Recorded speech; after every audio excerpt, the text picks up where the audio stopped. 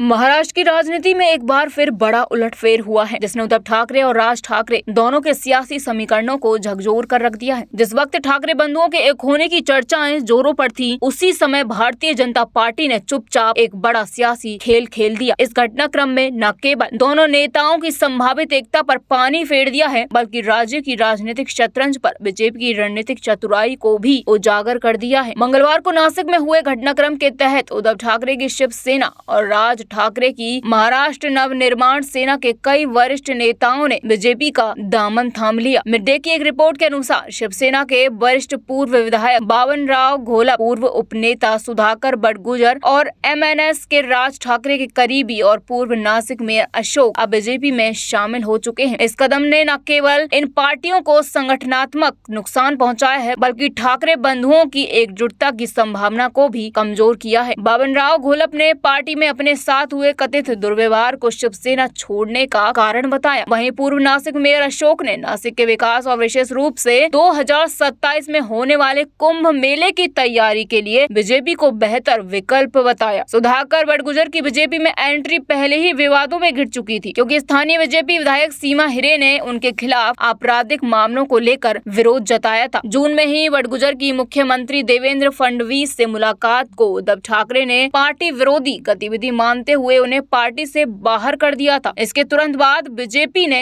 इन नेताओं को अपने पाले में खींचकर यह साफ कर दिया कि वह राज्य की सियासत में कोई मौका गंवाने के मूड में नहीं है। गौरतलब है कि बीते कुछ हफ्तों से उद्धव और राज ठाकरे के बीच नजदीकियां बढ़ती दिखाई दे रही थी। दोनों नेता सार्वजनिक रूप से मराठी अस्मिता और महाराष्ट्र के हित में साथ आने की बात कर रहे थे। यहाँ तक कि बीएमसी चुनाव में गठबंधन की संभावनाएं भी जताई जा रही थी, लेकिन बीजेपी ने इस पूरे घटनाक्रम में जो चाल चली, उससे साफ है कि उसने विपक्षी एकता की बुनियाद को ही हिला दिया है। इसके अलावा उप मुख्यमंत्री एकनाथ शिंदे की अगुवाई वाली शिवसेना ने भी नासिक के कुछ पूर्व नागर सेवकों को अपनी पार्टी में शामिल कर लिया है, जो पहले शिवसेना से जुड़े हुए थे। कुल मिलाकर बीजेपी और शिंदे गुट ने मिलकर ठाकरे बंधुओं के संभावित गठबंधन को कमजोर करने में कोई कसर नहीं छोड़ा है। अब जब राज्य में निकाय चुनाव नजदीक है और मराठी वोट बैंक को साधने की जंग तेज हो चुकी है, ऐसे में बीजेपी की यह रणनीति भविष्य की राजनीति को किस दिशा में ले जाएगी, यह देखने वाली बात होगी। फिलहाल इतना तय है कि ठाकरे बंधुओं की एकजुटता को बड़ा झटका लग चुका है और महाराष्ट्र की सियासी फिजा में एक नई करवट आ चुकी है। फिलहाल के लिए इतना ही। आप देखते रहिए आद्या